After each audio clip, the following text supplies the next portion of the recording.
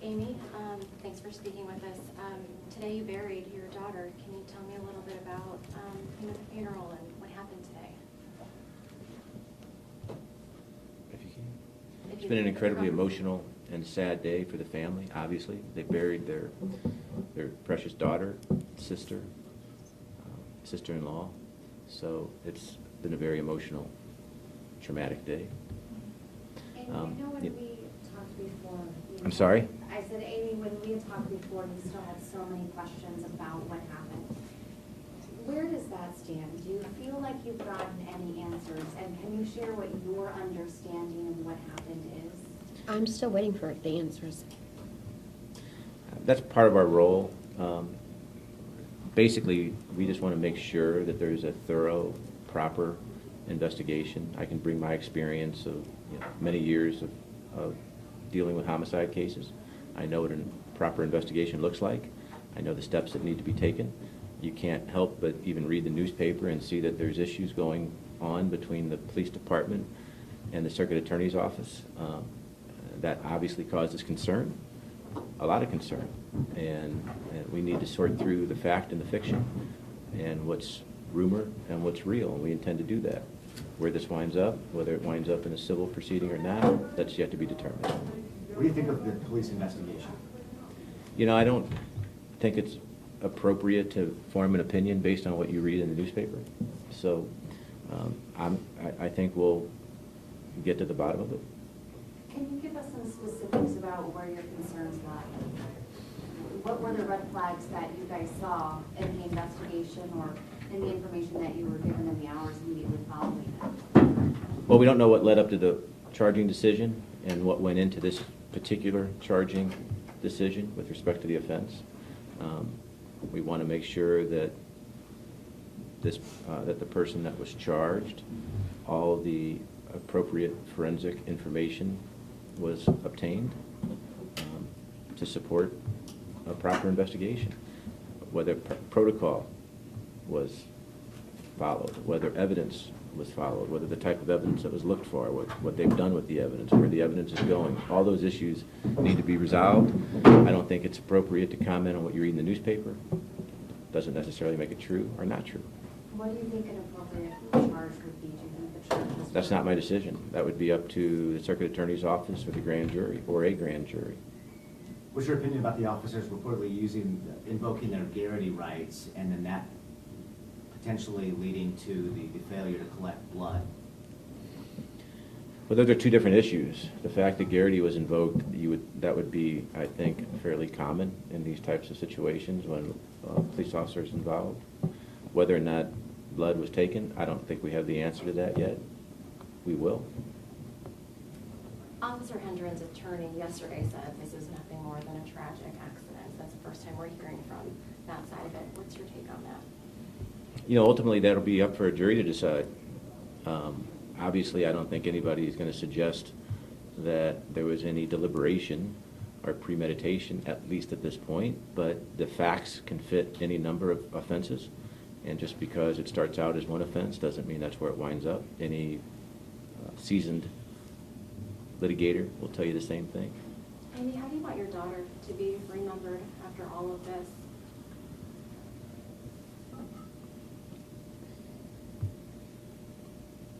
Speak from the heart. For who she was, for Yeah. a beautiful girl. She'd walk into the room and light it up. Yeah. And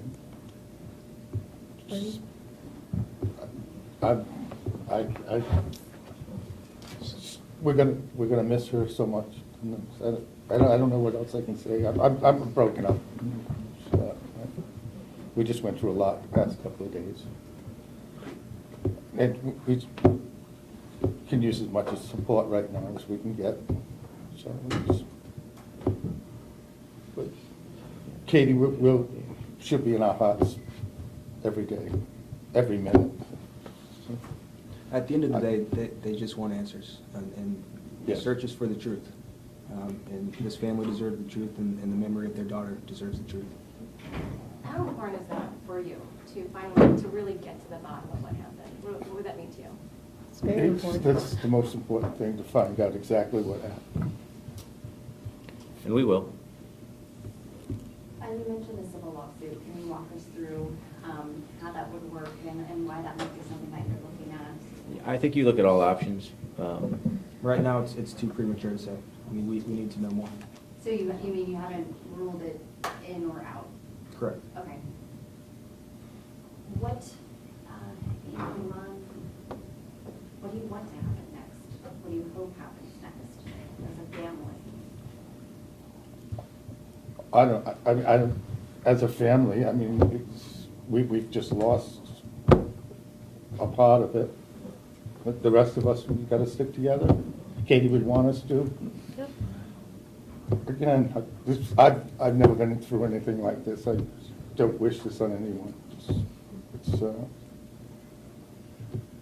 I want Katie back, but that's not going to happen. You know that. Answers will go a long way. And right now, there's not enough, and there hasn't been enough answers to this family's questions. And that's the most important thing. Where that takes us, I don't think we can say at this point, but we certainly will get to the bottom of it. We will find all the answers out there to satisfy the quest that this family deserves and that Katie deserves. How confident are you in the process? You know, they're going to have their own internal investigation. The circuit attorney's going to have their own investigation, but you've seen play out in the last couple of days. They're at odds. They're already at odds. So how confident are you in those investigations? In them or us? Oh, well, and them first, because that was my initial question, but then that's why you're on board, right? Well, hopefully that they're motivated to do a thorough and adequate investigation. How confident I am of myself No, and the how team I confident are assembled. you of their investigations? You know, it's yet to be determined. I'm 100% confident that we'll find the answers. I can say he's tried over 450 jury trials, criminal jury trials. He's cross-examined the cops, detectives. He knows what a good investigation looks like, and he knows what a bad investigation looks like. And at the end of the day, you know, the goal is that we'll find the truth. Have you talked to Officer Hendrum or his family or the other officer who's there? Have they reached out to express condolences or offer any explanation? Have they tried to contact you? No. But that's not necessarily unusual, because once you get into the surreal legal realm, there's all sorts of other issues that are at play, and they have advice of attorneys. So, I mean, that's not unusual. I wouldn't expect at this point for them to be reaching out. What about the police chief? Have you talked to him since that morning at the hospital? No. Do you wish to? Do you feel like you're being supported enough? Not right now. Jessica, do you want to share where you are with I can't really. You know, Yeah. as the public is consuming all this news, what do you want them to take away about your daughter? I think her dad said it best. You know, that's, I don't think there's much more to add than what her dad said. Well, just there's so many rumors and things. What do you want to clear up, or what do you want them to know? Don't listen to the rumors. Let's just wait.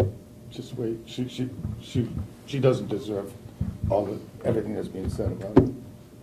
She didn't deserve It's really hurtful to us every time we hear it on the TV or pick up the paper. And everybody that knew Katie loves Katie. I mean, Katie was the best child. She's the best person. I mean, she's This brave. world has lost a lot. When we lost Katie, we lost a lot. Rumors don't mean anything at the end of the day. Facts do. Rumors don't. Should a family have to hire private counsel to find the truth? Well, why wouldn't you? I mean, we're exploring other options, but the place you start is you look for the facts and you look for the truth, and you see where that leads. Nobody said that we weren't going to look to and explore potential civil ramifications if it leads to that.